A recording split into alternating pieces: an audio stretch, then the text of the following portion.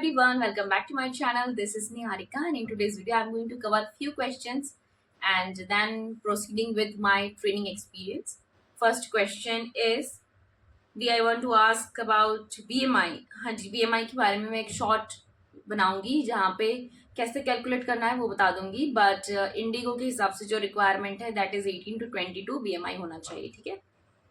Medical clear होने के कितने दिनों के बाद हमें डिमांड ड्राफ्ट जमा करना होता है और कितना होता है? 75,000 होता है, बट अरेंज करने के लिए टाइम भी चाहिए होगा, ह्यूज अमाउंट. या सो मेडिकल्स, जब आपका जो मेडिकल होगा, एक तो इंटरव्यू के दिन होता है वो, उसके बाद का जो सेकेंड मेडिकल्स है वो आपके ही होम टाउन, आपका जो भी लोकेशन है वहाँ से आसपास जो भी हॉस्पिटल का टाई अप एयरलाइंस के साथ है वहाँ पे जाके आपको मेडिकल्स करवाने होते हैं.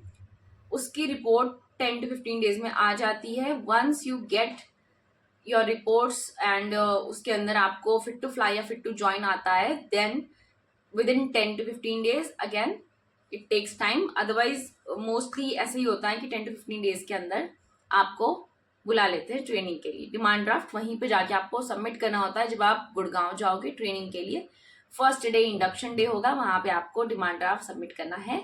और ये सारी चीज़ें मैंने डिटेल में अपने प्रीवियस वीडियोस में बता दी है. Please go through those videos, वहां पे जाके देख लो.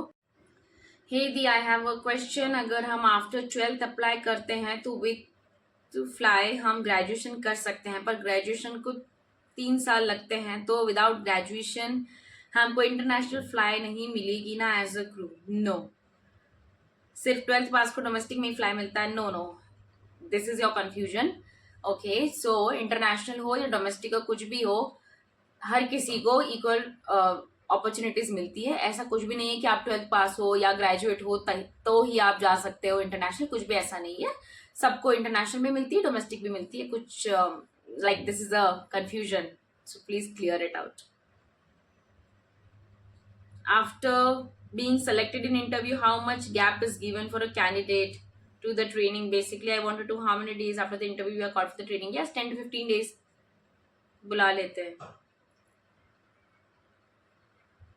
ऑनलाइन अप्लाई किए बिना जा सकते हैं कि नहीं जा सकते हैं? प्रीवियस वीडियोस में बता दिया ऑलरेडी.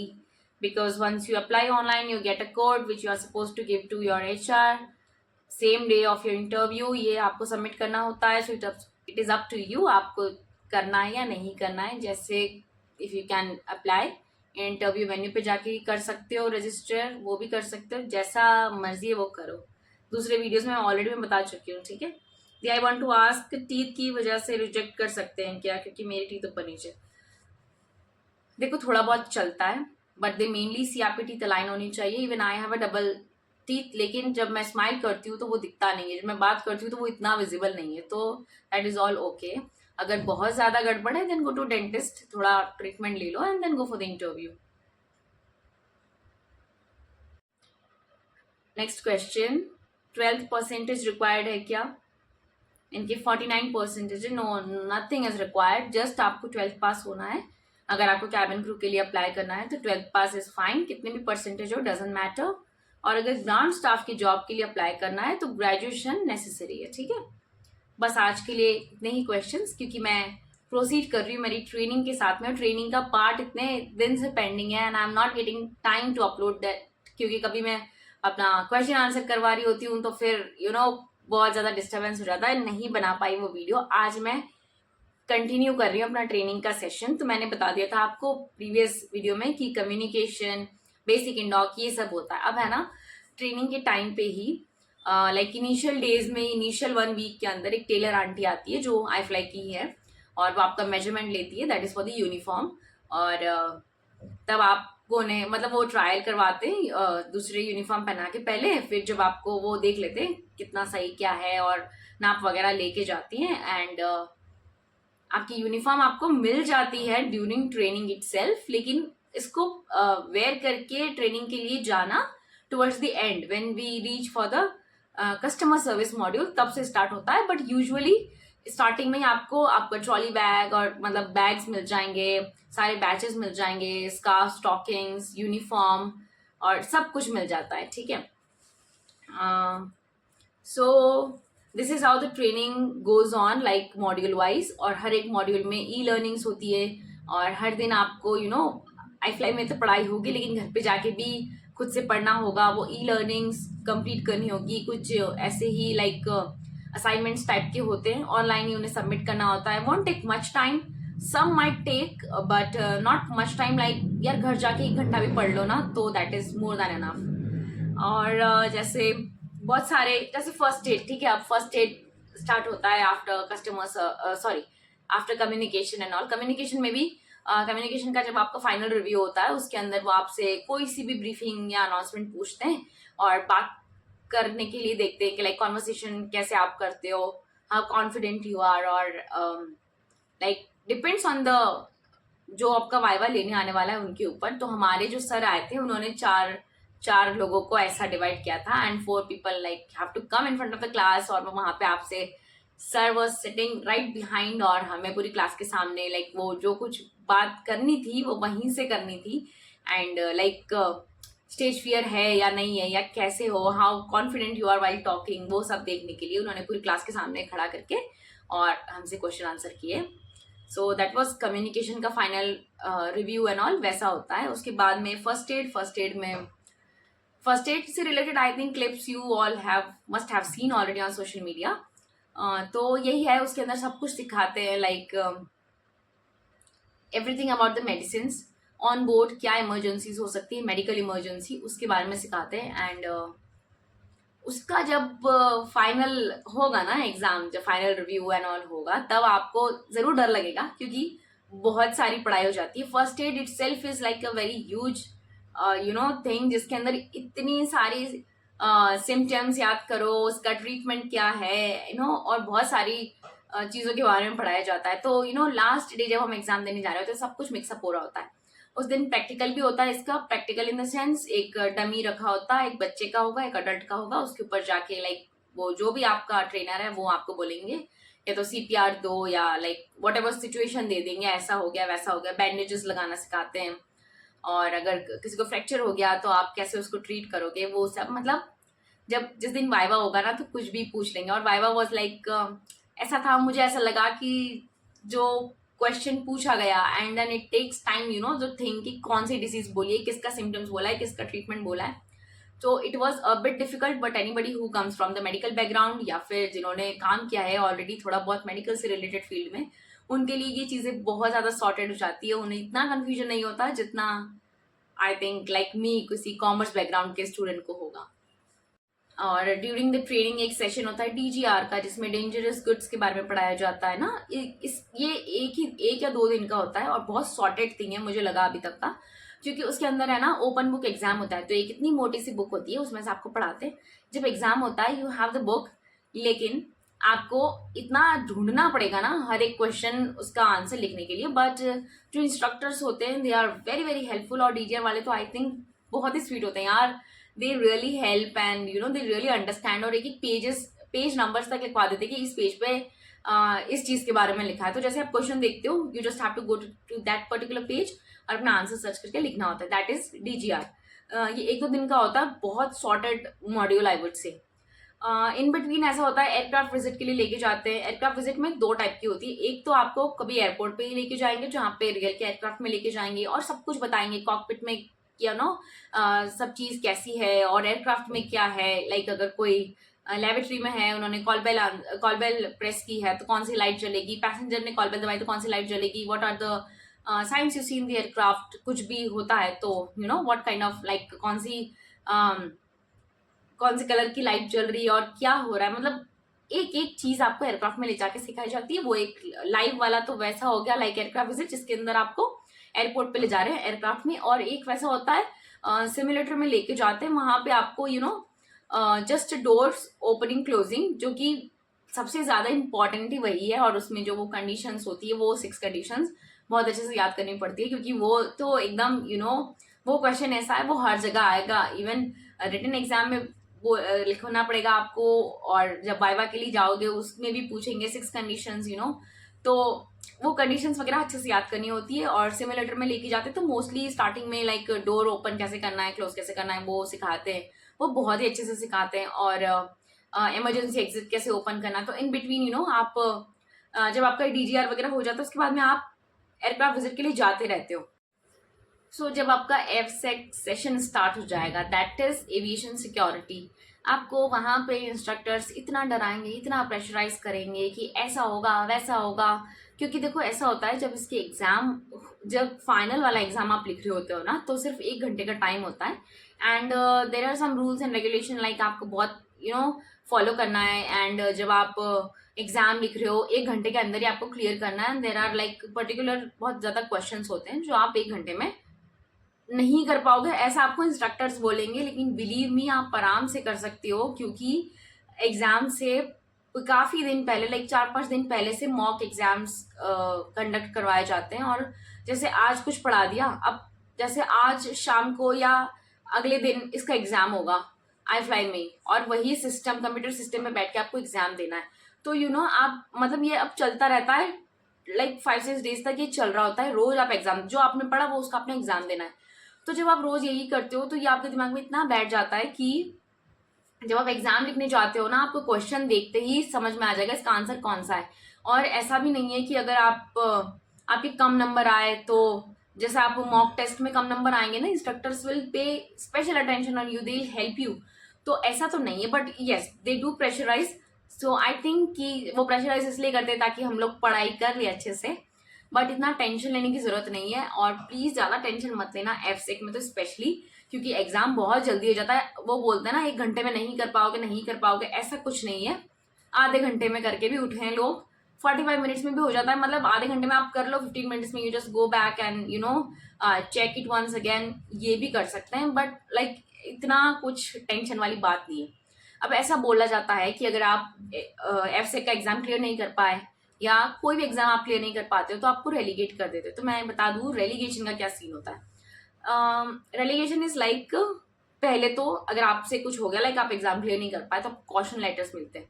3 क्वेश्चन लेटर्स के बाद में वार्निंग लेटर मिलते हैं, और वार्निंग के बाद में इज लाइक फाइनल वार्निंग भी एक मिलता है, और उसके बाद में आपका कॉन्ट्रैक्ट खत्म हो जाता है, लाइक आपको रेलीगेशन हो जाता है। ठीक है, तो हमारे साथ में मतलब ऐसा होता है कि जब जिस दिन हम एविएशन एफसेक का एग्जाम दे रहे होते हैं, उस दिन not only cabin crew but और भी डिपार्टमेंट्स वाले एफसेक का एग्जाम सेम डे दे रहे होते हैं। तो इतने सारे सिस्टम्स साथ में काम करते हैं, तो ऐसा हो जाता है किसी 1-2 जन का कंप्यूटर सिस्टम अटक जाए उस दिन।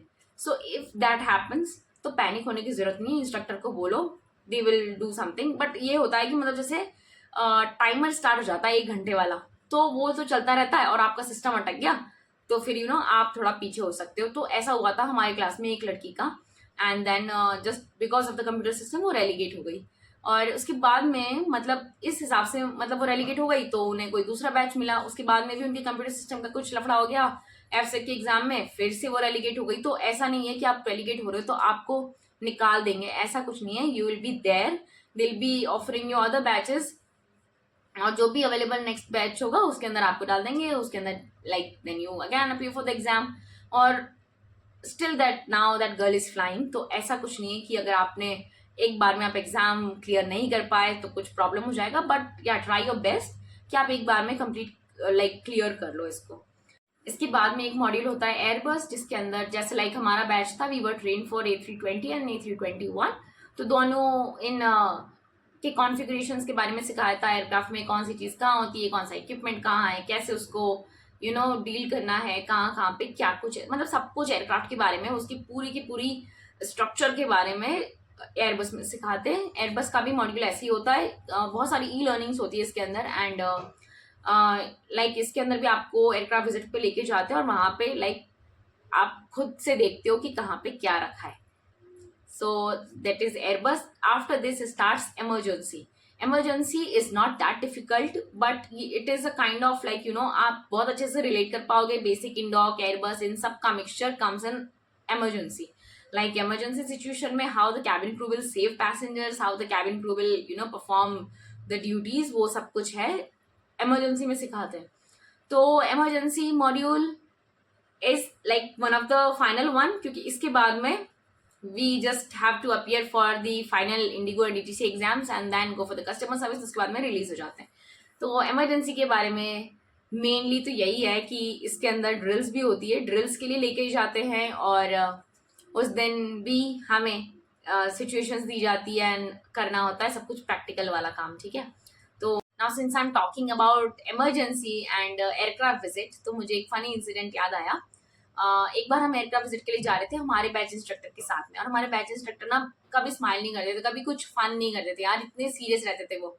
तो उस पर्टिकुलर डे पे उन्होंने हमें, दैट वाज द डे जब वो हमें सिचुएशंस दे रहे थे कि सडनली कुछ ऐसा हो गया, तो what cabin crew will do. तो देयर आर सर्टेन सिचुएशंस, वो हमें पहले से पढ़ा रखी थी, याद करा रखी थी। This particular day when we went for the aircraft visit, we were about like हमें जस्ट जाके परफॉर्म करना था, ठीक है। तो वो ऐसे हर दो जन को बुलाते आगे, and then take the crew वाला सीट, और वो बोलेंगे कि like take the position which we are suppose to take, base position. और फिर हमारे इंस्ट्रक्टर कुछ भी सिचुएशन देते कि सडनली ऐसा हो गया, या आप डिच कर गए, पानी में चले गए, या फिर सडनली फायर है, क्या है, तो what you have to do. तो उसके अंदर ऐसा था कि जो दो जन बैठे उसमें से एक जन को, मतलब दोनों को खड़े होना है और बाहर की सिचुएशन देखनी है क्या है, फिर डोर ओपन करना है। तो जब हम डोर ओपन करते हैं, अब मैनुअली उसको ऑपरेट करना है जो स्लाइड वहां रखी है, लेकिन वो सब वहां पे करना नहीं है, बट जस्ट आपको एक्शन करनी होती है हाथ से, ठीक है।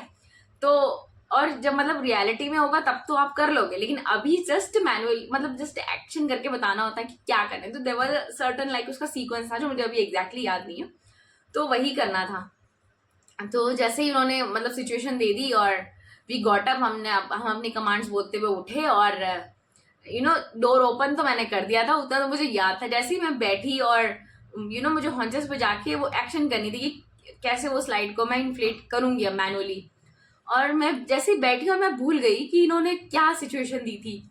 तो मैं बैठी थी और मैंने कुछ ऐसे ऐसे कुछ किया जो कि मैं एक्चुअली भूल गई थी, और मुझे समझ में नहीं आया कि क्या करना है, एंड आई जस्ट स्टॉप्ड।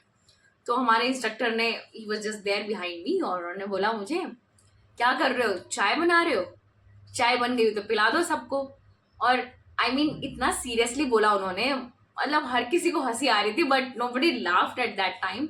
लेकिन उसके बाद में हम लोग बहुत हंसे। तो जब भी अगर आप जब ट्रेनिंग में जाओगे और जब आपका वो इमरजेंसी ड्रिल्स या इमरजेंसी का कुछ भी चल रहा है, तो प्लीज पे अटेंशन, मेरे जैसे मत करना, भूल मत जाना चीजें, because you need to really pay attention, क्योंकि वो बहुत सीरियस चीजें हैं। क्योंकि इमरजेंसी के लिए ही तो कैबिन क्रू है फ्लाइट पे, कि कुछ हो जाए तो टू सेव एवरीवन ना।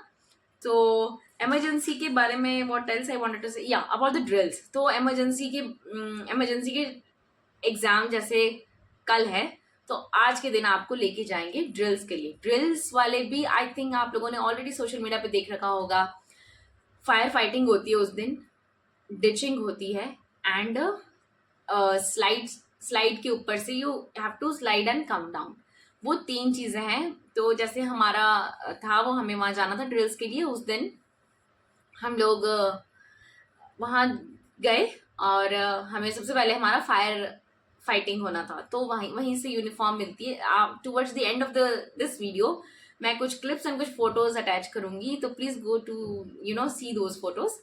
तो जैसे हमारा फायर फाइटिंग वाला होना था, फर्स्ट तो 3-3 के ग्रुप में जाना होता है। तो एक तो जिसने फायर देखा है, दूसरा इंसान वो होगा जो उसको इक्विपमेंट ला के देगा, एंड देन थर्ड पर्सन जो कम्युनिकेट करेगा कैप्टन के साथ में, उन्हें बताएगा कि क्या सिचुएशन है, ठीक है। तो ऐसे इस हिसाब से 3-3 जन को अंदर जाना होता है, और and all 3 will take chance हर एक बार फायर फाइटिंग एक्सटिंग्विशर को ऑपरेट करना है और आग बुझानी है, ठीक है। तो सिमुलेटर के अंदर जाना होता था, हमारे इंस्ट्रक्टर भी अंदर ही थे। वो कहीं लाइक 3 प्लेसेस पे लाइक आग लग सकती है, वैसा वहां पे कुछ स्विचेस होते हैं, वो प्रेस करते वहां आग लग जाती है। जैसे या तो सीट पे लग जाएगी, या ओवर हेड में लग जाएगी, या ऐसा कुछ। तो फिर आप लोगों को मतलब वो कमांड जो सिखाई है वो बोलना है, और you have to fight the fire and then come out. तो fire fighting was a bit sorted I can say. उसके बाद में डिचिंग में लाइफ जैकेट पहनाया, वहीं से स्विमिंग कॉस्ट्यूम भी देते हैं, वो पहनो, लाइफ जैकेट पहनो। लाइफ जैकेट को भी फुला के वो देते हैं, पूरा अच्छे से इन्फ्लेट करके, अच्छे से पहना के। देर आर लाइक वहां पे और वो होते हैं जो आपको गार्ड्स होते हैं, कि इन केस कोई डूब वूब जाए तो हेल्प करने के लिए, बचाने के लिए मेनली। तो इसमें ये था कि पहले सबको जंप करना है पानी में, उसके बाद में सबको एक सर्कल बनाना है, उसके बाद में you have to board the life raft, and फिर आपको पैसेंजर्स अगर उसमें बैठे हैं तो आपको कैसे एक कोने से दूसरे कोने तक कैसे लेके आना है लाइफ राफ्ट को एंड ऑल दैट, वो सब भी प्रैक्टिकल है उस दिन का। सो टिचिंग हो गई। इसके बाद में होती है स्लाइड, जो वो इमरजेंसी सिचुएशन में स्लाइड अगर ओपन हुई है और हमें स्लाइड करके नीचे आना है, बस that was the final last drills. तो उसमें जब हम गए, तो ये I think this is the main part of my training I wish to share with you all. Like ऐसा था कि सब लोग हम लाइन से खड़े थे और एक के बाद एक, मतलब इंस्ट्रक्टर भी वहीं खड़े थे और हमें जस्ट जाना था और जंप मतलब स्लाइड करके नीचे जाना है स्लाइड पे से। तो जब मेरा नंबर आया, I was first of all बहुत ज़्यादा एग्जॉस्टेड हो गई थी मैं, क्योंकि मुझे पानी से डर लगता। मैं डिचिंग करके काफ़ी ज़्यादा ऑलरेडी मैं बहुत ज़्यादा टायर्ड बोलूँ या क्या बोलूँ मुझे पता नहीं, बट जब मैं जैसे मेरा टर्न आया स्लाइड करने का और मुझे थोड़ा सा डर लग गया कि मैं नहीं कर पाऊंगी और मैं पीछे हट गई। तो मेरे इंस्ट्रक्टर वहीं खड़े थे, आई थिंक उन्होंने वो मेरे को चिल्लाने लग गए कि मैं जंप क्यों नहीं कर रही हूँ, ये वो ऐसे करके। एंड उन्होंने बोला बिकॉज ऑफ मी बाकी लोग भी लेट हो रहे हैं। तो ही जस्ट पुल्ड मी, लाइक उन्होंने मेरी वो जो ड्रेस पहन रखी थी उन्होंने ऐसे इसको पकड़ा and he pulled me behind, he said and he used some abusive terms. तो like there was one more of my batchmate जिसने भी जंप नहीं की स्लाइड से, और मेरे इंस्ट्रक्टर नीचे चले गए। एंड देन ऐसा होता है कि 30 सेकेंड्स में हर किसी को इवैक्यूएट करना है वो स्लाइड करके। तो वो नीचे चले गए। मेरे बैचमेट्स बहुत अच्छे थे सबके सब, मुझे they were really encouraging me and they were saying कि तू चल, अब वो इंस्ट्रक्टर नीचे गया ना, इट्स ओके, अब तू हमारे साथ में जंप कर ले। तो I was about to jump, लेकिन मुझे लगा मैं मतलब वो बोल रहे थे खड़े होकर ही जंप करो, लेकिन मैं बैठ गई। तो वो नीचे खड़े हुए, वहां से उन्होंने बोल दिया कि बैठ के नहीं करना है, खड़े होकर ही जंप करना है। तो मैं नहीं कर पाई अगेन एंड मुझे बहुत बुरा लगा यार, क्योंकि मैंने जंप नहीं की उस दिन। और there was one more companion as I said, she also did not jump. और फिर यार हमारे इंस्ट्रक्टर ने कुछ बोला ही नहीं हमको। He said like just come next day before exam, I just want to meet you both. और फिर जब हम गए तो उन्होंने हमें बुलाया and he gave us the warning letter, and that was the relegation letter too. So basically she and me got relegated from that particular batch। और रीज़न वही था कि हमने स्लाइड से मतलब हमने स्लाइड नहीं किया उस दिन ना, तो रेलिगेशन हो गया। रेलिगेशन इज़ लाइक मतलब अब एग्ज़ाम भी नहीं देना था और हम घर गए। और मतलब ऐसा होता है रेलीगेट होने के बाद में which ever is the next available batch, उसके अंदर आपको सीट मिल जाती है। तो आपको जब आप इंडिगो वहाँ जाओगे ट्रेनिंग में, तो आपको बहुत लोग बोलेंगे रेलीगेशन हो जाएगा, रेलीगेशन हो जाएगा। तो इतना उसका स्ट्रेस मत लेना, क्योंकि कुछ नहीं होता रेलीगेशन। यही है कि आप आपके बैच से निकल जाओगे, you will definitely feel bad क्योंकि आपका पूरा बैच आगे जा रहा है and you are behind, but then it doesn't matter at all because you too will be flying as I got the chance to fly, right? So and like I was lucky enough that I got the next batch in 3 days। तो बस 2 दिन खत्म हुए, third day मुझे mail आ गया और जो मेरे साथ में रेलीगेट हुई थी वो और मैं, हम दोनों को लाइक नेक्स्ट बैच में बुलाया था। तो वी वेंट और हमारा बैच बहुत ही ज़्यादा सपोर्टिव था नेक्स्ट वाला, and even the batch instructor was really really very nice. और मतलब जैसे आप जिस मॉड्यूल में रेलीगेट होते हो ना, उसी मॉड्यूल से आपको पूरी पढ़ाई वापस करनी होती है। तो लाइक हम तो लास्ट में गए थे इमरजेंसी में, तो बस वो इमरजेंसी वाला ही फिर से पढ़ा, फिर से हम ड्रिल्स के लिए गए। और इस बार हमारे साथ में वेरी स्वीट इंस्ट्रक्टर गई थी और she was really very nice. और हमने उन्हें पहले ही बता दिया था कि हम लोग इस वाले मॉड्यूल में रेलीगेट हुए एंड स्लाइड की वजह से हुए थे। And she said I make sure कि इस बार आप लोग स्लाइड ज़रूर करो। And she was really very supportive. और इस बार भी वैसे ही हुआ था, जब मेरी जंप करने की बारी आई तो मैंने ना मैं बैठ गई और मैंने स्लाइड किया, बट मैंने बैठ के स्लाइड किया और उन्होंने कुछ नहीं बोला। And then I asked her कि आपने मुझे कुछ नहीं बोला क्योंकि मैं बैठ के स्लाइड की। तो उन्होंने बोला जब इमरजेंसी होगी तो कोई खड़े होके बैठ के ऐसा कुछ नहीं होगा, just the thing is you need to save yourself and save the passengers, that's it. This is what emergency really means, not the कि नहीं ऐसा जरूरी नहीं कि तुम खड़े होके ही स्लाइड करो। So that was it. तो the main thing to tell about this story, मेरा यही इंटेंशन है कि अगर आपको कोई भी डर आता है कि तुम रेलीगेट हो जाओगे, ये हो जाएगा, वो हो जाएगा, ऐसा कुछ नहीं होता है। बट एक चीज़ है कि लोगों को कभी कभी बैच नहीं भी मिलते हैं, ठीक है। ऐसा हो जाता है कि हो सकता है आपको 1 महीना वेट करना पड़ जाए और आपको फिर बैच मिले, लेकिन ऐसा तो रेयरली होता है क्योंकि हर किसी ना किसी बैच में से लोग रेलीगेट हो रहे हैं। तो जैसे सपोज इस बैच से कोई रेलीगेट हुआ और एक सीट खाली हो गई, 25 मेंबर्स होने चाहिए, तो अब 24 रह गए। तो अगर आप रेलीगेटेड हो पहले से, आपको इस बैच में जगह मिल जाएगी। So that's it. This was the drills. अब ये ड्रिल्स एक दिन ये हो गई, नेक्स्ट डे इसका एग्जाम हो गया, रिटन एग्जाम, इसका वाइवा हो गया, एंड आफ्टर दिस आपको 1-2 दिन का टाइम दिया जाता है to prepare for IndiGo and DGC exams, जो कि मेन एग्जाम्स हैं। एंड ये क्लियर करने के बाद में आपको सर्टिफिकेट भी मिलता है कि आपने ये क्लियर किया है। और इसके लिए तो बहुत ही ज़्यादा डराते हैं कि इतना टफ होगा, इतना टफ होगा। और हमारे एक इंस्ट्रक्टर ने तो हमको कहा था कि इसमें तो पैनल बैठता है, आपको लाइक पहले एक जन को आंसर करोगे, फिर आप आगे जाओगे, फिर दूसरे को आंसर करोगे, फिर तीसरे को आंसर करोगे, फिर चौथे को। ऐसा कुछ भी नहीं हुआ। एंड टू बी लाइक आप अपना ब्रेन बिल्कुल क्लियर रखना और डरना मत जब भी कोई ऐसा बताए कि इंडिगो और डीजीसी बहुत टफ होंगे, क्योंकि ऐसा कुछ नहीं होने वाला। These are the exams going to be very easy one. तो जिस दिन आपका इंडिगो और डीजीसी होने वाला है उससे पहले होता है आपका फर्स्ट एड का वाइवा। तो जब आप फर्स्ट एड के वाइवा के लिए जाओगे, आपके दिमाग में ऑलरेडी इंडिगो और डीजीसीए की भी क्वेश्चन आंसर घूम रहे होते हैं, तो यार बहुत ज़्यादा प्रेशर हो जाता है उस दिन तो। और जब मैं गई एग्जाम लाइक वाइवा के लिए, सबसे पहले फर्स्ट एड वाले के लिए, तो उसके अंदर उन्होंने जो बैठे थे इंस्ट्रक्टर, उन्होंने मेरे से कुछ 2-3 क्वेश्चन पूछे। मुझे यार इतना कुछ ना मेरे दिमाग में मिक्स हो गया था पहली बात तो मैंने 1-2 का तो कुछ क्लियर बता दिया। और उन्होंने मेडिकल वाली अनाउंसमेंट पूछी थी, मेडिकल इमरजेंसी की अनाउंसमेंट, वो मैंने सुना दी। और फिर उन्होंने मेरे से पूछा हेड इंजरीज के बारे में, हेड इंजरीज के सिम्टम्स बताओ। तो मैंने 1-2 बताए एंड देन मैंने मिक्सअप कर दिया कुछ तो, और मैं आंसर क्लियरली नहीं दे पाई। तो उन्होंने बोला कि बाहर जाओ और पढ़ाई करो फिर से। एंड लाइक ऐसा सीन हो गया कि मैं बाहर वेट कर रही थी और मेरे सारे बैचमेट्स आके एग्जाम देने के लिए बैठ गए। एंड तो मैं अंदर गई और हमारे जिन्होंने वाइवा लिया था इंस्ट्रक्टर ने, वो बस रेडी हो रहे थे बाहर जाने के लिए। तो मैंने कहा सर मेरा क्या है, आपने कुछ बताया नहीं। तो बोला क्या बोला तुमको मैंने? तो मैंने कहा आपने बोला हेड इंजरीज के बारे में पढ़ के आओ। तो उन्होंने बोला जाके चुपचाप से अपना डीजीसी एग्जाम दे दो, वरना तुम्हारी हैंड इंजरी अभी कर दूंगा मैं। तो मतलब भले ही मैंने जो भी आंसर दिए थे बट उन्होंने मुझे पास कर दिया। And to be very honest, पढ़ के अच्छे से जाओ सब कुछ यार, मेरी तरह कोई मत करना। एंड बस फिर उसके बाद में डीजीसी एग्जाम हुआ हमारा, that was all. Written exam था और वो उन्होंने सिस्टम वगैरह प्रोवाइड किया हुआ था। टैब जिसका सिस्टम नहीं चल रहा था वो टैब में कर रहे थे, और वो भी टाइम से पहले हो जाता है। जैसे आपका डीजीसी कंप्लीट होगा, सबको जाना होता है इंडिगो एग्जाम के लिए। इंडिगो एग्जाम में जाने के लिए आपको वो जैकेट वगैरह, जैकेट बोल रहे रैम जैकेट प्रोवाइड करते हैं, तो वो लेके आना होता है एग्जाम के लिए। फिर उस दिन हम इसको लेके जाते हैं, पहन के जाते हैं, क्योंकि ये होता है एयरक्राफ्ट के अंदर, रियल एयरक्राफ्ट के अंदर।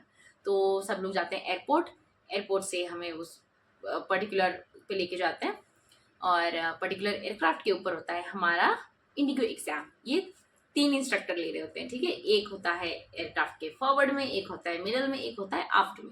सो जो फॉरवर्ड वाले होते हैं वो ले रहे होते हैं हमारा लाइक पहले सबको उनके, मतलब आप अपने हिसाब से कहीं पे भी तीनों के पास आपको जाना है, ठीक है। सबसे फॉरवर्ड में था हमारा जहाँ पे हो रहा था डोर ऑपरेशंस, लाइक वो बोलेंगे डोर ओपन करो, 6 कंडीशंस बताओ, डोर ओपन करो, क्लोज करो, वो एक होता है। पीछे लाइक आफ्ट में हो रहा था सिचुएशंस वाला, 2 जन को जाना है, सडनली वो ऐसे सिचुएशन देंगे, ऐसा हो गया वैसा हो गया, जो भी है, give the commands, door open करो, कैसे स्लाइड ऑपरेट करोगे वो सब सिखाना है। और मिडिल में जो सर बैठे हुए थे, he was asking the questions, मतलब कुछ भी क्वेश्चन पूछ सकते थे वो, ठीक है। सो ऐसे करके जाना था। एंड मतलब इस पर्टिकुलर दिन के लिए हमें इतना डराया था ना कि इंडिगो एग्जाम होगा, ऐसा होगा वैसा होगा, एवरीथिंग वॉज वेरी सॉर्टेड। और मतलब ऐसे हो गया एग्जाम, पता भी नहीं चला यार, इंडिगो और डीजीसी जिसके लिए हम इतना डर रहे थे वो इतना जल्दी निकल गए। और मतलब हमारा पूरा की पूरा बैच सेलेक्ट हो गया था, हर किसी ने अच्छे आंसर्स दिए थे, और ज़्यादातर इंडिगो और डीजीसीए में हर कोई पास ही हो जाता है, क्योंकि आप इतना ज़्यादा प्रिपेयर्ड रहते हो उस दिन के लिए। एंड बस ये कंप्लीट हो गया। फिर इसके बाद में स्टार्ट होता है कस्टमर सर्विस। कस्टमर सर्विस के लिए आपको जाना होता है अपनी यूनिफॉर्म पहन के, पूरा मेकअप करके, जैसे आप फ्लाइट पे जाओगे वैसे ही जाना होता है कस्टमर सर्विस के एग्जाम्स के लिए। सॉरी एग्जाम्स नहीं, कस्टमर सर्विस के एंटायर मॉड्यूल में। तो उसके अंदर दो टाइप्स का है वो, एक डोमेस्टिक है, इंटरनेशनल। पहले डोमेस्टिक के बारे में सिखाते हैं, कैसे आपको पैसेंजर को सर्व करना है, कैसे मील्स वगैरह प्रिपेयर करके देने हैं और सब कुछ। फिर उसका एक वाइवा हो जाता है, और उसकी भी कुछ ई लर्निंग्स होती है। Every day you will B preparing the cards and वो मतलब इतना ज्यादा अच्छा लगता है ना कस्टमर सर्विस करके, तो मतलब ऐसा लगता है कि बस या we are about to get release to fly. और इंटरनेशनल वाले में लाइक अल्कोहल वगैरह कैसे सर्व करनी है, कैसे ऑर्डर्स लेने हैं, और वो सब सिखाते हैं। इनका वाइवा वाइवा एंड ऑल ऐसा नहीं, मतलब लाइक प्रैक्टिकल होता है, इंस्ट्रक्टर बैठे होते हैं, दे आस्क यू, मतलब आपको उन्हें पैसेंजर जैसे ट्रीट करना है। You have to ask them कि ma'am what would you like to have, we have this things on our menu and ये वो सब कुछ बताना होता है। And that's it. Customer service इतना डिफिकल्ट नहीं होता है, कभी कभी हो जाता है लाइक कभी कोई इंस्ट्रक्टर्स आते हैं बाहर से, और वो बाहर से मतलब जो आपको जिन्होंने नहीं पढ़ाया वो लोग आते हैं, और वो कोई भी सिचुएशन देंगे, और मतलब जैसे पैसेंजर गुस्सा हो गया ना, वो वाली सिचुएशन मेनली, तो वो इंस्ट्रक्टर गुस्सा कर रहे होते हैं, और गुस्से में पैसेंजर क्या बोल सकता है, मैक्स टू मैक्स गाली बक सकता है, तो वो बक देंगे आपको। एंड लाइक आप कैसे पोलाइटली और अपोलोजाइज करके कैसे उनसे डील करते हो, दैट्स इट, वही होता है मेनली। तो और जैसे आपका हो जाएगा कस्टमर सर्विस के एग्जाम्स, ये आप क्लियर कर लोगे, then you go for like बस उसके नेक्स्ट डे होती है ग्रेजुएशन सेरेमनी की भी प्रैक्टिस चल रही होती है काफी दिनों से, साइड बाय साइड आप डांस वगैरह प्रिपेयर कर रहे हो। कस्टमर सर्विस में also they check your uniform, and बिल्कुल आप neat and clean and tidy कैसे लग रहे हो, बहुत अच्छे लगने चाहिए। एंड मतलब वही वो चेक करते हैं, यूनिफॉर्म प्रॉपर होनी चाहिए, हेयर मतलब ऐसे बेबी हेयर तो नहीं है ज्यादा, आईब्रोज वगैरह बनी हुई, और वैक्स्ड फुली वैक्स आप अच्छे से, मतलब एकदम कैबिन क्रू जैसे ही आपको कस्टमर सर्विस के वाइवा वगैरह एग्जाम के दिन भी जाना होता है, मतलब पूरे कस्टमर सर्विस में ही आप वैसे ही तैयार होकर जा रहे होते हो। ग्रेजुएशन पे you get wings on your head and get the certificate, और that's it, you get release. फिर इसके ये था मेरा पूरा ट्रेनिंग का सेशन। अब ट्रेनिंग के बाद मैं बताऊंगी आई फ्लाई से कैसे मैं अपने बेस पे आई और फ्लाइंग स्टार्ट हुई, और कैसे फ्लाइंग रही इनिशियली, कैसे फैम फ्लाइट रही, और क्या सब है अपकमिंग वीडियोस में बता दूंगी। और कोई डाउट है तो प्लीज कमेंट कर देना, please don't forget to like share and subscribe. That's it, follow me for more, thank you, bye bye.